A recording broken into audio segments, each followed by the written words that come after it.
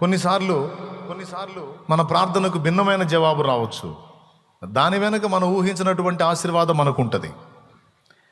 ఇదేదో ఓదార్పు కోసం కాదు, లేఖనం చెప్తున్న సాక్ష్యమే నేను చెప్తున్నా. మనం అడిగేది, మనం ఆశించేది మనకు దక్కనప్పుడు ఒక రకమైన వేదన మనలో స్టార్ట్ అయ్యిద్ది. దానికి దేవుడి యొక్క ఆలోచనలు వేరుగా ఉంటాయి. కానీ ఒకటైతే నిజం, ఏదో ఒక రిజల్ట్ మాత్రం మన విశ్వాసానికి తప్పనిసరిగా దొరుకుతుంది. కాబట్టి ఈరోజు ఇంతమందిగా కూర్చున్నారు ఇక్కడ. మీరు ఎలాంటి ప్రాబ్లమ్స్లో ఇక్కడికి వచ్చారో, ఏ విధమైన పరిస్థితుల్లో నలుగుతున్నారో నాకు తెలియదు. నేను నేర్చుకున్నది, నేను అనుసరించేది, నేను ఆయనలో రుచి చూసింది ఈరోజు మీకు చెప్తున్నాను. ఒక్కొక్కరు ఒక్కొక్క విధమైన వేదనతో తరమబడుతుండొచ్చు, కాదని నేను అనను. ఉన్నాయి, ఎవరికి ఉండే బాధలు వాళ్ళకు ఉన్నాయి. పరిష్కారం మాత్రం ఇది. యేసు ప్రభు సమస్యలను అన్నిటినీ ఒకే ఘాటన కట్టల, కొన్నిటిని మొండివిగా చూపించాడు. అన్ని దయ్యాలు పోయినట్టు ఇది బోధరా అన్నాడు. అదేంది ప్రభా అంటే, అవునరా నాయనా, దయ్యాలన్నీ ఒకే స్థాయిలో లేవు, సమస్యలన్నీ ఒకే స్థాయిలో లేవు. మీరు గ్రహించాలి. దూతలన్నీ ఒకే క్యాడర్లో లేవు, దూతలన్నిటి శక్తులు ఒకే విధంగా ఉండవు. సాధారణ దూతలు, ప్రధాన దూతలు, అధికార దూతలు, దురాత్మల సమూహములు, వీటన్నిటిపైన సాతాను. కొంతమంది సాతాను నన్ను భలే శోధిస్తున్నాడు అంటారు. నీ రేంజ్కి సాతానుగా రాడు, ఒక చిన్న సైజు దయ్యం చాలు నిన్ను శోధించడానికి. కానీ నువ్వేమంటావు అంటే, నన్ను సైతాను భలే శోధిస్తున్నాడు అంటావు. సైతాను శోధించేంత రేంజ్ కాదు నీది. సైతాను కదిలించాలంటే, సైతాను కదిలి రావాలంటే నీ రేంజ్ కాదు. నువ్వు ఏబు స్థాయి వ్యక్తివైతే, నువ్వు పౌలు స్థాయి వ్యక్తివైతే, నువ్వు దానియేలు స్థాయి వ్యక్తివైతే, నువ్వు యేసు స్థాయి వ్యక్తివైతే అప్పుడు కదులుతాడు వాడు. వాడు హెడ్ ఆఫ్ ద డిపార్ట్మెంట్ అన్నమాట, మొత్తం వ్యవస్థకి తల. వాడు కదలాలంటే నీ రేంజ్ కాదు. నీకు ఒక పిల్లదయ్యం చాలు నీకు. ఆ పిల్లదయానికి నీ కళ్ళు గుడ్లు బయటకు వస్తుంటాయి. ఎవరు నాయన, అయిపోయింది నా పని, తెగ శోధించబడుతున్నాను, నాకు అంత అన్యాయమే జరుగుతుంది, నాకు అట్టండి. సైతాన్ నన్ను తెగ శోధిస్తున్నాడంటే సైతాన్గా నవ్వుకుంటాడు. నీ బొంద, నీకు నేనా? నీ స్థాయి అంతా నువ్వెంత? నేను కదలాలంటే ఏబులు కావాలి, నేను కదలాలంటే దానియేళ్ళు కావాలి, నేను కదలాలంటే పౌళ్ళు కావాలి. నీలాంటి చూడు, మళ్ళీ వాడు కూడా రేంజ్ మెయింటైన్ చేస్తున్నాడు, ఏది మనల్ని శోధించడానికి. నిజమే, అందరి దగ్గరికి సైతాన్ పోయినట్టు ఉంటుంది చూడు. దానియేలు దగ్గరికి, ఏబు దగ్గరికి, యేసు దగ్గరికి, ఇట్లా కొంతమంది వ్యక్తుల దగ్గరికి స్పెషల్గా వచ్చాడు వాడు. అందరూ ఒకే శక్తి కలిగి లేరు. దురాత్మలలో కూడా కేడర్లు ఉన్నాయి. కొన్ని ఈజీగా వదిలిపోతాయంట, కొన్ని అలా తేలిగ్గా వదిలిపోవుట అసాధ్యమట. ఒక్కసారి ఆ వచనం చూస్తారా? చూడండి, మార్కు సువార్త 9వ అధ్యాయం 29వ వచనం చదువు. 29వ వచనం చదువు. అందుకు ఆయన, ప్రార్థన వలననే గాని మరి దేని వలనైనను ఈ విధమైనది వదిలిపోవుట అసాధ్యమని వారితో చెప్పెను. దేవునికి మహిమ. 29వ వచనం చదువుతున్నాడు. అందులో ప్రార్థన వలననే అన్నకాడ పుట్టినోట్లో ఉపవాసము వలననే అని కూర్చబడి ఉన్నది. ఉపవాస ప్రార్థనకి ఎంత పట్టుందో, రాత్రి నిద్ర మేలుకొని చేసే ఈ ప్రార్థన కూడా అంతే పట్టుంది. ఎందుకంటే ఇందులో కూడా త్యాగం ఉంది, మొండితనం ఉంది. కొన్ని మొండి సమస్యల పరిష్కారానికి మొండి విశ్వాసం, మొండి ప్రార్థన, పట్టుదల అవసరం.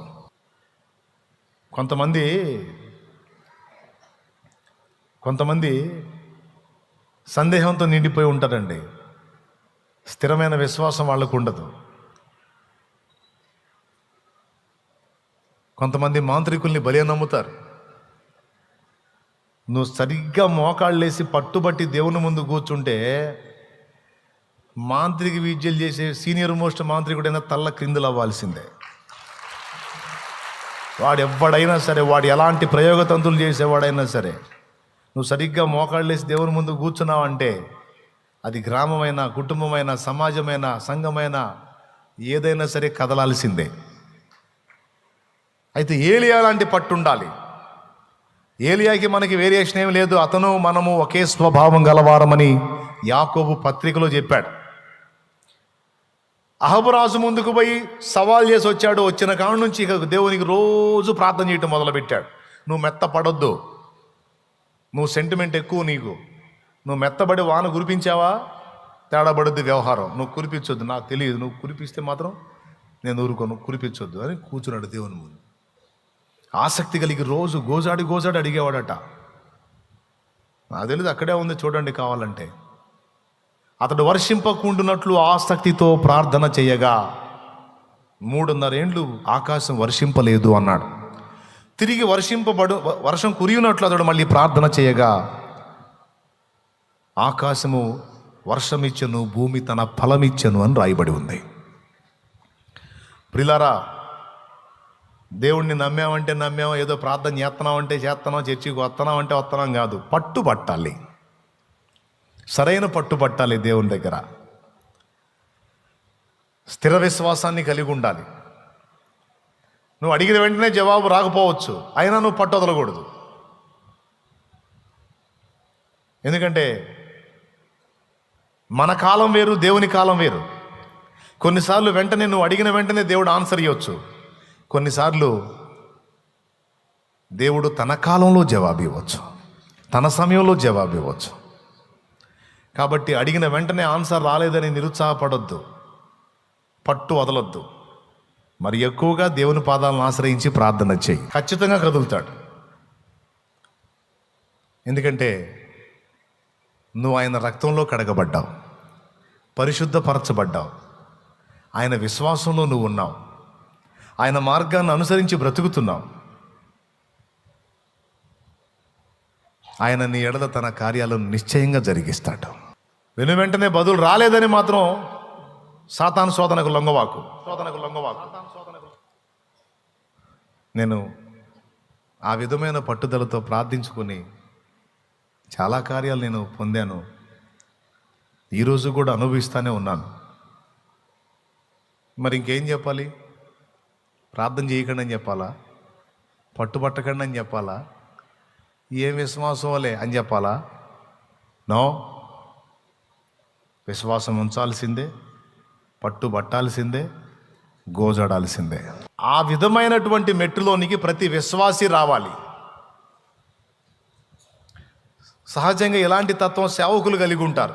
ఆ పట్టుదల, ఆ దర్శనం, ఆ భారం, ఆ మొండితనం, ఆ ఛాలెంజింగ్ మైండ్ అనేది సేవకులకు ఉంటుంది కొంతమందికి. నా కోరిక ఏంటి, దేవుని కోరిక ఏంటంటే విశ్వాసులమైన మనమందరము కూడా ఆ పట్టుత్వాన్ని కలిగి ఉండాలనేది దేవుని కోరిక. ఆ మెట్టుకు ఎక్కాలనేది దేవుని కోరికే.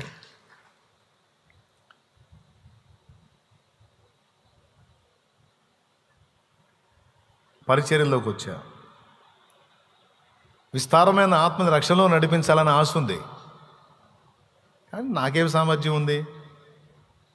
నేను పలికిన ఆ మాటకి జీవం దేవుడే ఇవ్వాలి. నేను చేసిన ప్రార్థన ద్వారా కార్యం దేవుడే చేయాలి. నేను ప్రకటించిన వార్త ద్వారా ఎదుటి వాళ్ళ హృదయాల్లో దేవుడే కార్యం చేయాలి. ఇవన్నీ జరగాలంటే దేవుడే కదలాలి. ఆకాశాన్ని ఆపేయాలంటే ఎవరు ఆపుతారండి? ఏలియా చెయ్యంత, ఏలియా బతుకెంత? ఏలియా ఆపలేడు, కానీ ఆకాశాన్ని ఇత్తడిలాగా గట్టి చేయగల దమ్మున్నవాడు దేవుడు. ఆయన పాదాలు పట్టుకుని దేవునికి స్తోత్రం.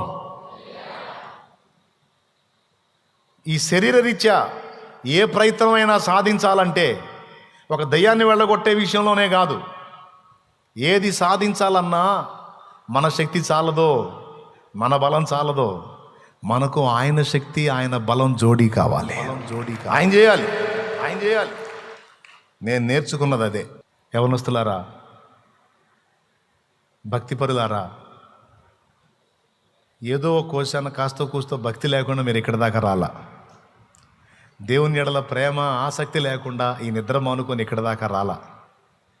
మీరు ఎడదాకా వచ్చారంటే మీ హృదయంలో దేవుని పట్ల భక్తి, ప్రేమ, గౌరవం, విశ్వాసం ఉంది కాబట్టి ఇక్కడ దాకా వచ్చారు. నేను యేసు ప్రభుని గుర్తెరిగినప్పుడు నా వయసు ఒక 21 సంవత్సరం అంతే, 21 ఇయర్స్.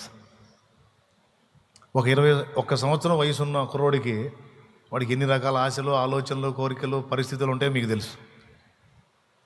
అవన్నీ అలాంటి క్లైమేట్, నా ఫ్రెండ్స్, నా సరౌండ్స్, నా పర్యావరణం అంతా కూడా పొల్యూట్ అయి ఉంది.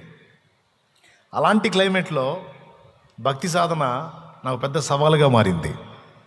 అయినా సరే శ్రమలు, వేదనలో నన్ను కట్టడి చేశాయి. దేవుడి దయ వల్ల నేను ఒక్కటే గుర్తించింది, సమస్తము చేయగలిగినటువంటి చెయ్యి దేవుడిది. ఆ దేవుడి చెయ్యి కదలాలంటే నేను 2 చేయాలి. ఒకటి, ఆయన శక్తిని నేను నమ్మాలి. 2, ఆ శక్తి ఆయన లోకానికి చూపినట్లు నేను ప్రార్థన చేయాలి. ఒక 50 ఆత్మల్ని క్రీస్తు కొరకు సంపాదించి ప్రభు దగ్గరికి చేరాలనుకున్నా. ఆ 50 ఆత్మల కోసం ఏకాంతంగా పోయి గోజాడుకున్నా, ఆత్మల్ని కదిలించయ్యా అని. ఒకప్పుడు బంధువర్గాన్ని చూసి, సమాజంలో వ్యక్తులను చూసి పైసలు సంపాదించాలి, పేరు సంపాదించాలి, మార్కెట్లో మనం కూడా లైన్లో ఉండాలి, మనం కూడా ఒక పొజిషన్లో ఉండాలి, ఒకటికంటే మిన్నుగా బతకాలి. మీలో కొంతమందికి ఉంటాయి అట్లాంటి ఛాలెంజ్లు. అట్లా మనకు కూడా ఉండింది అప్పట్లో. ప్రభువులోకి వచ్చిన తర్వాత ఆ పోటీ పోయింది. ఒకటికంటే మిన్నగా ఉండాలి, అట్లా ఉండాలి, ఇట్లా ఉండాలి, ఒక రేంజ్లో ఉండాలి, ఇవన్నీ పోయి భక్తులతో పోటీ పడ్డా. ఎంతోమంది జీవితాలను ప్రభావితం చేసి భక్తులు ప్రభు చెంతకు చేరారు. ఈరోజు రక్షకుడిని తెలుసుకున్నాను, బంధకాల్లోంచి విడుదల పొందాను, నెమ్మదిని, మనశ్శాంతిని నేను అనుభవిస్తున్నాను. చనిపోతే నా ఆత్మకు రక్షణ ఉంది, నిశ్చయత ఉంది. పాపం ఇది లేక అల్లాడుతున్న వాళ్ళు చాలామంది ఉన్నారు. మన టైం అయిపోయేలోపు ఒక 50 మందిని ప్రభు చెంతకు నడిపించి వెళ్ళిపోతే పోద్దని అట్లా ఫిక్స్ అయ్యా. కానీ ఏం చేద్దాం మరి, మనం ఎవరితోనైనా మాట్లాడితే మారాలి కదా. మనసుని మార్చడం అంటే సామాన్యమా? మహానుభావులు, స్తోత్రం, ఓ పట్టాన మారుతారా? అందుకు మన బలం చాలదు. కాబట్టి మనుషులతో మాట్లాడి వారి హృదయాలను కదిలించగల దేవుని పాదాలు పట్టుకోవాలి. ఏకాంత ప్రార్థనలోకి వెళ్ళి మోకాళ్ళేసి అయ్యా సాయం చేయి. నిద్ర వచ్చిన వాళ్ళు స్తోత్రం చెప్పండి, గట్టిగా చెప్పండి. వచ్చిందా? మెళ్ళగూతున్న వాళ్ళు చెప్పండి. దేవుని దయతో ఆ ప్రార్థన చేసి ప్రతిదానికి అదే అదే అదే అదే అదే ఒకటే.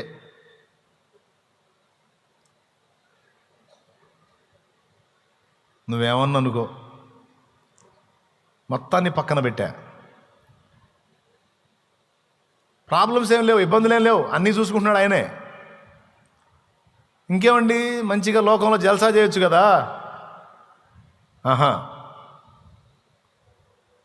కాదు, ఏకాంతంగా వెళ్ళాలా, దేవుని పాదాలు పట్టుకోవాలా, ఈ కార్యాన్ని కూడా సాధించాలా. అంటే ఆ 50 మంది పోయి 50,000 మంది ఆత్మల రక్షణలో నడిపించేటట్టు ఆయన చేశాడు. నీకుండిన శక్తి కొంచెమే, కానీ దానికి దేవుని హస్తం తోడైందనుకో తిరుగుండదు నీకు. అన్నీ బాగుంటే లైన్లో ఉంటారు, అన్ని లైన్లో ఉంటే లైన్లో ఉంటారు. పరిస్థితులు తారుమారైతే అవ్వడు నిలబడి నీ దగ్గర. నీకొక్కడే దేవుడు. ఇకనన్నా కళ్ళు తెరు, ఇకనన్నా మైండ్ సరి చేసుకో. వాళ్ళ వైపు వీళ్ళ వైపు, వీళ్ళ వైపు వాళ్ళ వైపు, వాళ్ళ మీద వీళ్ళ మీద ఆధారపడి వాళ్ళ వైపు వీళ్ళు గోజాడుకున్న చాలు. ఇకనన్నా కళ్ళు తెరు. ఇర్మీయా గ్రంథం 17వ అధ్యాయం 5వ వచనం. నరులను ఆశ్రయించి శరీరులను తనకు ఆధారము చేసుకొని యెహోవా మీద నుండి తన హృదయమును తొలగించుకునేవాడు శాపగ్రస్తుడు అన్నాడు. ఒక్కసారి చూడు, ఇర్మీయా గ్రంథము 17:5. యెహోవా ఇలాగు సెలవిచ్చుచున్నాడు, నరులను ఆశ్రయించి శరీరులను తనకు ఆధారముగా చేసుకొనుచు తన హృదయమును యెహోవా మీద నుండి తొలగించుకునేవాడు శాపగ్రస్తుడు. ఎవ్వడు మీద నువ్వు ఆనుకోవడానికి లేదు నాయన.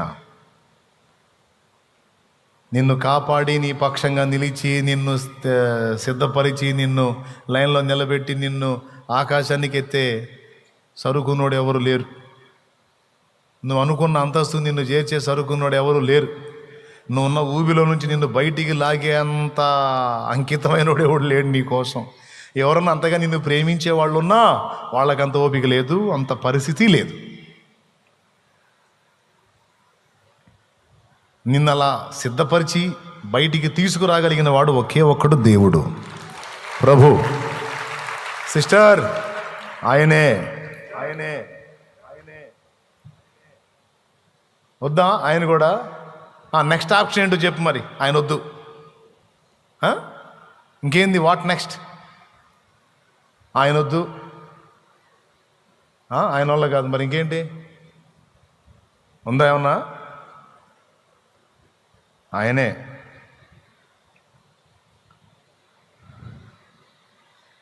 దేనికైనా నీకు కావాల్సినటువంటి శక్తిని ఆయనే అనుగ్రహించాలి. ఉన్న బలమంతా ఆయన దగ్గరే ఉంది. మోషే మోషే నీ చేతిలో ఉన్న కర్రను సముద్రం వైపు చూచి అది 2 పాయలగునట్లు ఆజ్ఞాపించు అన్నాడు. మోషేకి అంత ఉందా? అంతుంటే ఐగుప్తు నుంచి ఎందుకు పారిపోతాడు మిద్యానికి? రాజు ఆజ్ఞకు భయపడి, రాజు ఆగ్రహానికి భయపడి ఐగుప్తు నుంచి మిద్యానికి ఎందుకు పారిపోతాడండి? ఇశ్రాయేలు సర్వ సమాజం చూస్తుంది వెనక. తన చేతనున్న కర్రను సముద్రం వైపు చూపి 2 పాయలు అవ్వాలన్నాడు. అంతే, ఇశ్రాయేలు సర్వ సమాజం చూస్తుండగా సముద్రం 2గా డివైడ్ అయిపోయింది. 2 పాయలయ్యి మధ్యలో మళ్ళీ బురద కూడా లేదు. ఆరిన నేల అని రాసుంది బైబిల్లో. ఆరిన నేల మీద తీసుకెళ్ళాడు వాళ్ళని. జనమంతా పితృగారు, అమ్మా మోషేకి ఎంత శక్తి ఉంది అని. మోషేకి తెలుసు అసలు సంగతి. మోషే దగ్గర ఏమీ లేదు. ఆయన చెయ్యి ఎత్తినప్పుడు, మోషే చెయ్యి ఎత్తినప్పుడు మోషే చేతికి ప్రక్కగా తన బలమైన బాహువును చాపినవాడు దేవుడు. దీనికి మీకు వేరే ఎగ్జాంపుల్స్ ఏం చెప్పదలుచుకోవాలని నేను నా లైఫే చెప్పా. ఎవరెవరి సంగతిలో ఎందుకు, ఆయనకు అలా జరిగింది, ఆయనకి ఎలా జరిగిందని. నా జీవితమే మీకు సాక్ష్యం. తల నెరిసిన తర్వాత నేను తెలుసుకోవాలా, సరైన టైంలో తెలుసుకున్నా, సరైన నిర్ణయాలు తీసుకున్నా, సరైన సమయంలో. మారు మనసు విషయంలో, బాప్తిసం విషయంలో, దేవుని కొరకు నిలబడాలనే విషయంలో, కుటుంబాన్ని సేవ్ చేయాలనుకున్న విషయంలో, కుటుంబం తర్వాత సమాజాన్ని సేవ్ చేయాలనుకున్న విషయంలో కూడా దేవుడిచ్చిన టైంలో దేవుని వైపే చూస్తూ పట్టింద పట్టు విడవకుండా అప్పటి నుంచి ఇప్పటిదాకా చేసే ప్రయాణం ఈనాటి వరకు విజయ పదంలో అలా నడిపించుకుంటూ సాగిపోతుంది. తమ్ముళ్ళు, చెల్లెళ్ళు, యవనస్తులు, నడి వయస్కులు అందరికీ చెప్తున్నా, ఈ కొద్ది కాలపు ప్రయాణంలో నువ్వు నమ్మి నాకు తెలిసి 4 ఏళ్ళు, 5 ఏళ్ళు, 6 ఏళ్ళు, 9 ఏళ్ళు, 10 ఏళ్ళు అయి ఉంటుంది, లేకపోతే 15 ఏళ్ళు అట్లా అయ్యి ఉంటుంది. నేను నమ్మి 20 ఏళ్ళు. నేను యేసు ప్రభువుని తెలుసుకొని 20 ఏళ్ళు. ఈ 4-5 ఏళ్లలో, 7-8 ఏళ్లలో ఎన్నిసార్లు పడ్డావో, ఎన్నిసార్లు లేచావో, ఎన్నిసార్లు ఎగ్గొట్టి తిరిగావో, ఎప్పటికీ అసలు ఏ స్థితిలో ఉన్నావో నీకు తెలుసు. ఎన్ని రకాల ఆకర్షణలు, ఎన్ని రకాల పరిస్థితులు, ఎన్ని రకాల ఉపద్రవాలు నిన్ను చుట్టుముట్టి వెనక్కి లాగినాయో నీకు తెలుసు.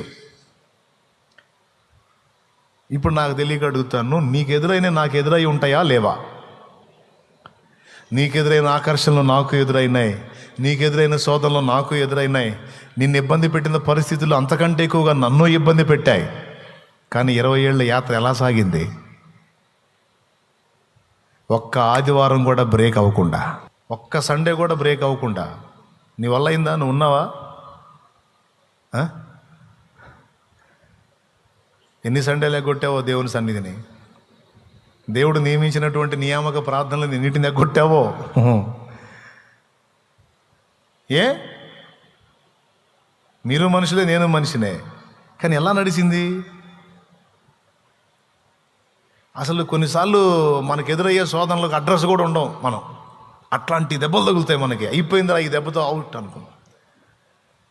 కానీ మళ్ళీ ఎట్లా లైన్లోకి వచ్చి ఎలా నిలబడ్డామో. మీరైతే 4-5 ఏళ్ళు, 6 ఏళ్ళు, 7 ఏళ్ళు, 8 ఏళ్ళు అనుకోండి. అది 20 ఏళ్ళు. 20 ఏళ్ల సుదీర్ఘ కాలంలో ఇంకా జటిలమైన ఎదురై ఉంటాయిగా నాకు, ప్రాయాన్ని బట్టి, పరిస్థితులను బట్టి. నాకు ఇప్పటికీ కూర్చొని ఆలోచిస్తే అసలు ఇంత కఠినమైన పోరాటంలో మనకు విశ్వాసం ఎట్ట నిలబడిందబ్బా అని డౌట్ నాకు ఇప్పటికీ. అసలు ఇన్ని శోధనల్లో, ఇన్ని వ్యతిరేకతల్లో, ఇన్ని ఒడిదుడుకుల్లో, ఇన్ని గందరగోళాల్లో అసలు మళ్ళీ మనం ఎట్ట స్తోత్రం చెబుతున్నాం అబ్బా, మనం ఎట్లా దేవుని సన్నిధిలో ఉన్నాం? ఆశ్చర్యమే. మామూలు దెబ్బలా, మామూలు పోరాటాలా, దెయ్యాలతో కుస్తీ ఫైటింగ్, పోలీసు వాళ్ళకి రెగ్యులర్గా దొంగలతో వ్యవహారాలు ఉన్నట్టు ఒక సేవకుడిగా, ఒక దేవుని సంబంధిగా మీకైనా నాకైనా దెయ్యాలతోనే ఫైటింగు. నిత్య జీవానికి చేరాలని మనం, లోకానికి లాగి నాశనాన్ని తీసుకెళ్ళాలని వాడు. ఓ నాయన, అదొక పోరాటం. ఈ జీవన పోరాటం, ఆత్మీయ పోరాటం, పరిశుద్ధత విషయమే పోరాటం, సాక్ష్యం విషయమే పోరాటం, సువార్త పక్షమున పోరాటం. ఎన్ని పోరాటాలో, ఇన్ని దాటుకొని అసలు ఎలా నిలబడ్డాం దేవుల్లో? నాకైతే ఆశ్చర్యమే. కానీ ఒకటి తెలుసు, నేనైతే నిలవలేను, నేనైతే గెలవలేను. కానీ నా చెయ్యి పట్టుకొని ఇంతకాలం నన్ను నడిపించిన వాడు నా దేవుడు. నా ప్రార్థన ఒక్కటే, మాయ సంతలో పడి, మాయలోక ఆకర్షణలో పడి నిన్ను వదిలిపెడతానేమో, నన్ను ఎడబాయకయ్యా, నన్ను విడనాడకయ్యా. నేను ఒకవేళ అలక్ష్యం చేసినా నన్ను అలక్ష్యం చేయవు. నా చెయ్యి పట్టుకో, నన్ను ఎడబాయొద్దు, నన్ను నడిపించు అని మానక చేసుకున్న నా ప్రార్థన 20 సంవత్సరాల సుదీర్ఘ కాలం క్రీస్తులో నేను స్థిరంగా నిలిచి ఉండేటట్టు. విశ్వాసానికి శోధనలు ఎన్నో వచ్చినాయి, ఎదురైనాయి. కొంతమంది విశ్వాసం అయితే బ్లాస్ట్, కొంతమంది లేరు అసలు ఇప్పుడు దేవుళ్ళో. విశ్వాసమే వదిలేశారు. కొంతమంది లోకస్తులు అయిపోయారు, కొంతమంది పాపంలో పడిపోయారు, నాతో పాటు భక్తి మొదలుపెట్టిన వాళ్ళు. కొంతమంది లోకానుసారులు అయిపోయారు, కొంతమంది ఎందుకు కొరగాకుండా అయిపోయారు. కానీ ఆ మహానుభావుడు ఇన్ని సంవత్సరాలు నన్ను నడిపిస్తానే ఉన్నాడు, ఇక ముందు కూడా ఆయనే నడిపిస్తాడు.